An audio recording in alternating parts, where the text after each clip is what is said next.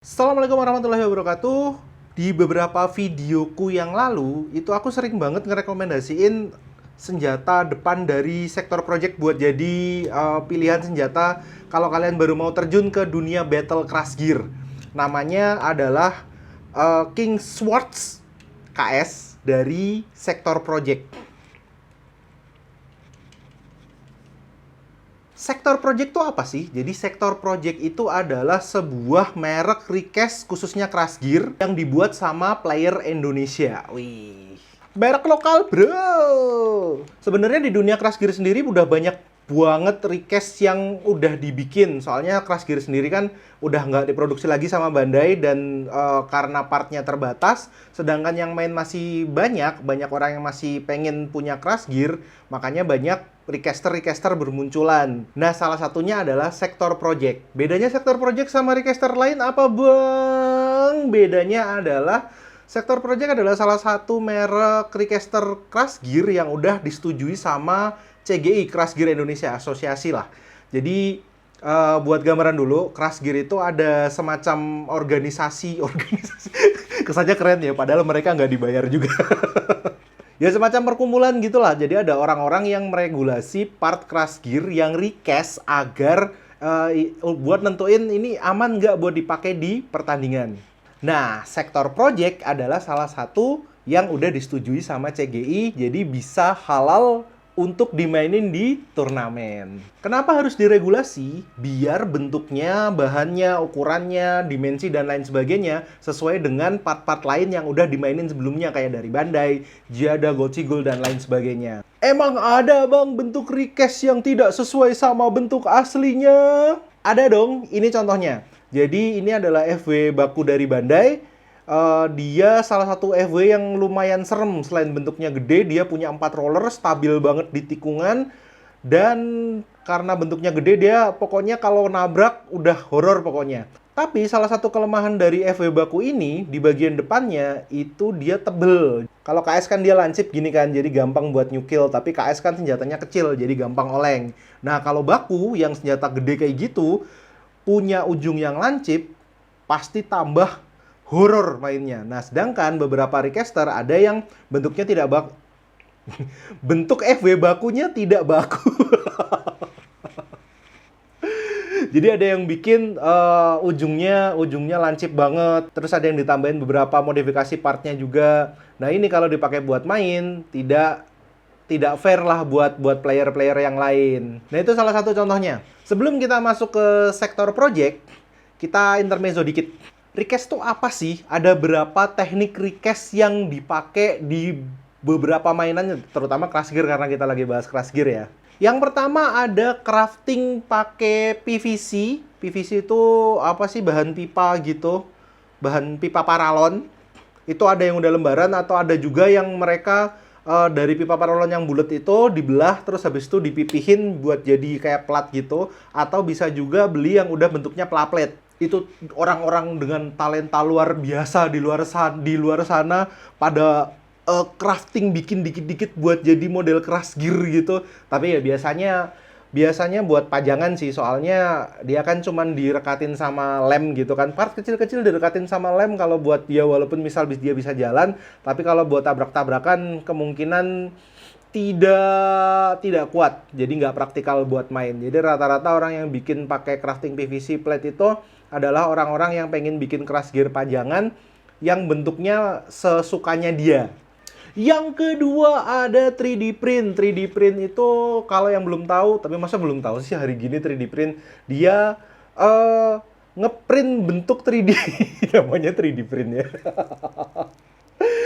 Googling sendiri lah 3D print itu kayak apa. Tapi kalau misal buat gambaran, dia itu kita bikin polanya di komputer, terus habis itu polanya kita cetak. Kalau printer biasa nyetak cuma di kertas 2 dimensi, nah ini bisa nyetak 3 dimensi. Bahan yang digunain biasanya ada pla, ada ABS, ada yang plastik juga bisa. Biasanya 3D print sih dipakai kebanyakan buat crash gear pajangan, cuman ada juga beberapa recaster yang pakai 3D print buat bikin part yang dipakai buat battle juga. Yang ketiga ada recast resin. Recast resin itu lebih mirip kayak mengcopy contoh recast resin ini covernya dia pakai resin. Jadi recast resin itu mirip kayak ngopi part aslinya. Ini adalah cover kakak. Jadi si cover kakak ini dibikinin molding, dibikinin cetakan, terus habis itu cetakannya diisi sama cairan resin yang udah dicampur pengeras, pewarna dan lain sebagainya, kurang tahu juga. Habis itu ketika sudah kering, dicopot, dibersihin dan akhirnya tara jadi. Ya pokoknya kalau pengen tahu bedanya antara recast satu dengan recast lainnya, komen aja nanti kalau ternyata banyak responnya kita bahas lain kali ya, oke? Yang keempat ada plastic injection. Plastic injection ini adalah yang dipakai di pabrik mainan. Jadi kita bikin moldingnya, kalau yang recast resin tadi itu moldingnya kayak dari aku nggak tahu namanya apa, tapi itu moldingnya kayak clay, modelnya kayak clay gitu kan, terus diisi resin. Nah ini kalau plastic injection moldingnya itu dari metal. Dan ini pembuatannya lumayan ribet karena harus menggunakan mesin produksi tingkat dewa yang itu udah di level profesional gitu lah. Makanya perusahaan-perusahaan mainan gede di luar sana yang mereka bikinnya pakai pabrik kayak Bandai dengan Gunpla-nya, dengan lain-lain sebagainya, terus Tamiya, Takara Tomy bikin Beyblade dan lain sebagainya, itu mereka pakai plastic injection. Mereka bikin moldingnya, udah fix moldingnya, habis itu tinggal diisi pakai plastik cair, plastik yang dipanasin, cetak. Jadi bisa cepat skala industri lah. Nah, si sektor project ini pakai cara recast yang terakhir, yaitu adalah plastic injection. Jadi ini bahannya adalah plastik. Tiap cara recast ada plus minusnya masing-masing. Kalau mau dibahas, komen aja, nanti kita bahas satu-satu. Oke, di sini tuh udah ada beberapa partnya sektor project. Partnya sektor project dia tuh udah pernah bikin apa aja sih. Yang pertama adalah yang paling terkenal. Ini adalah FWKS. Ini warnanya kayak, aku nggak tahu, kayak Jaguar Commander. Kayak telur asin. Ada yang clear blue, ada yang clear black, jadi black smoke gitu. Cuman yang black smoke sekarang kayaknya udah jarang banget, itu kayaknya jadi part langka deh itu yang black smoke. Tapi kan suka-suka yang bikin juga, dia mau bikin kuning kayak Bandai gini juga bisa. Cuman ada rule khusus di CGI, di Crash Gear Indonesia, bahwa recaster itu kalau bisa jangan bikin part dengan warna yang sama dengan yang udah beredar. Misal kayak KS-nya Bandai atau Giada, dia kan warnanya kuning gini kan.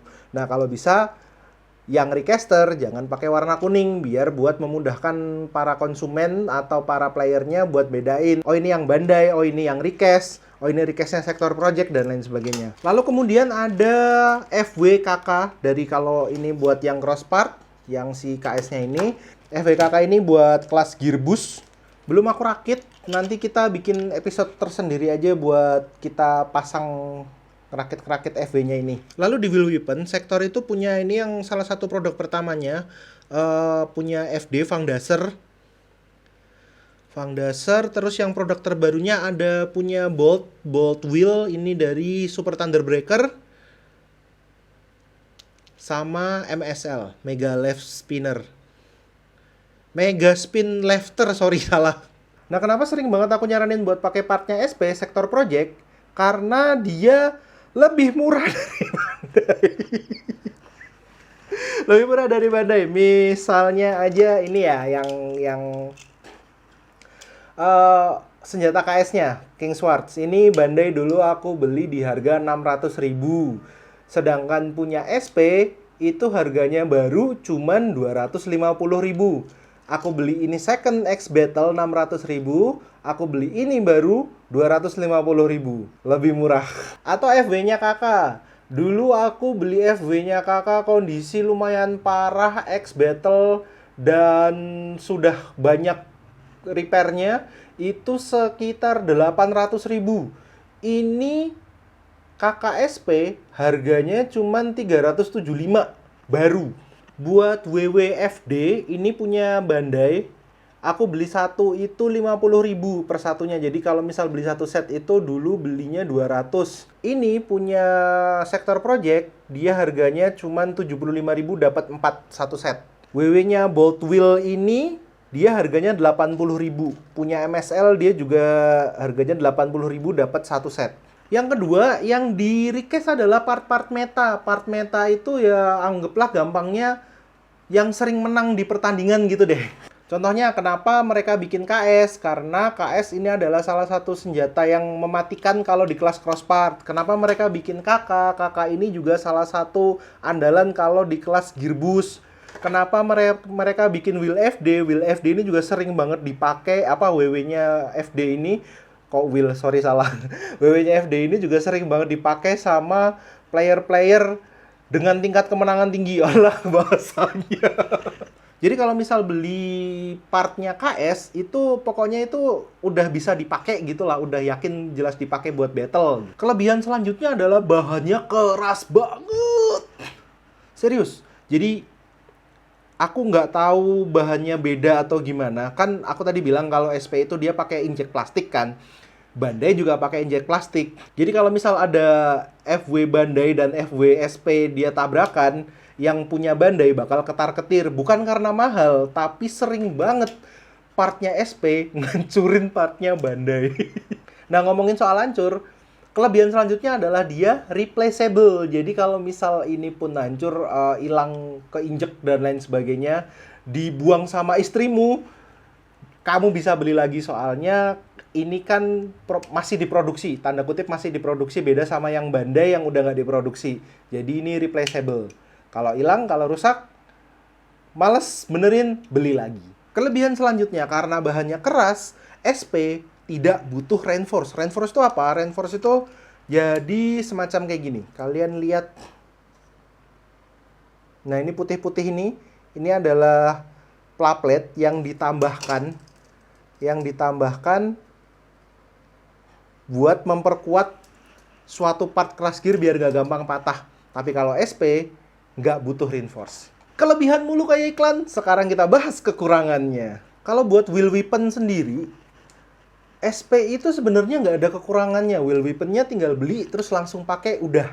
Tapi kalau buat FW-nya, front weaponnya, kita butuh sedikit adjust. Jadi gini, injek plastik itu bedanya sama recast yang model pakai resin.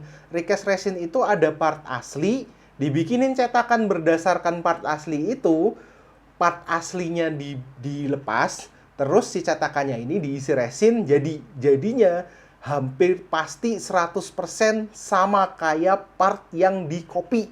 Jadi kayak copy, paste gitu. Tapi injek plastik itu kita harus desain dulu, mirip kayak kalau kita pakai 3D print. Jadi kita harus desain dulu, oh ini ukurannya berapa, lengkungannya ke sini, dan lain sebagainya gitu. Aku nggak tahu salahnya di bagian produksi yang sebelah mana, tapi hampir selalu FW-nya sektor project itu tidak snap fit. Contoh paling gampang gini, ini adalah FW sektor projectku yang lama, yang warna biru ini.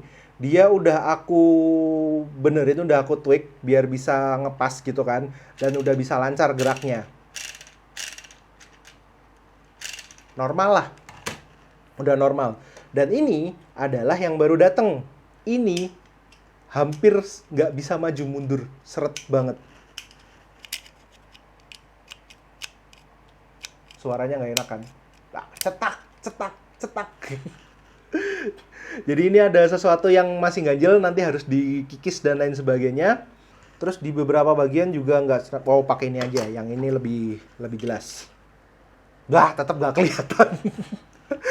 Nanti kita bikinin video sendiri, kita close up detailnya di FW dan part-partnya sektor project, sama sekalian kita mau coba buat snap fitin part-partnya. Intinya partnya sektor project itu yang bagian FW, yang bagian senjata, hampir pasti tidak bisa langsung dipasang, harus ditweak dulu, harus entah itu dikikis, entah itu dipotong, entah itu ditambal, dan lain sebagainya. Plusnya murah, keras, replaceable. Minusnya nggak bisa langsung dipakai. Jadi harus dimodif-modif dikit. Terus gimana kalau misal nggak bisa atau tidak pede dengan skill modifnya atau tidak sempat ngemodif? Pilihan pertama, bisa ke... Jadi di dunia crash gear itu banyak banget orang-orang yang dipercaya sebagai mekanik, kirim aja ke mereka, nanti tahu beres. Atau khusus sektor project, misal kamu males, kamu bisa nambah 25.000 buat bilang sama yang jual, "Mas, aku pengen ini ditweak, dibenerin, biar sampai di aku udah langsung make." nambah 25.000, tadi harganya 375 jadi 400. Ya anggaplah aja beli FWKK 400.000 daripada yang Bandai. Nah, oke kayak gitu, next video kita bakal close up part-partnya dan cara benerinnya. Jadi itu tombol subscribe dipencet, notifikasinya di kayak itu, kayak apa? Kayak YouTuber yang lain. Ya pokoknya kayak gitulah, kalian tahu harus ngapain. Terima kasih udah nonton, sampai jumpa di video selanjutnya. Oh ya, kelupaan satu, buat yang mau nyari produknya Sektor Project, salesnya udah aku sales. Penjualnya udah aku taruh kontaknya di deskripsi, jadi langsung cek ke situ aja.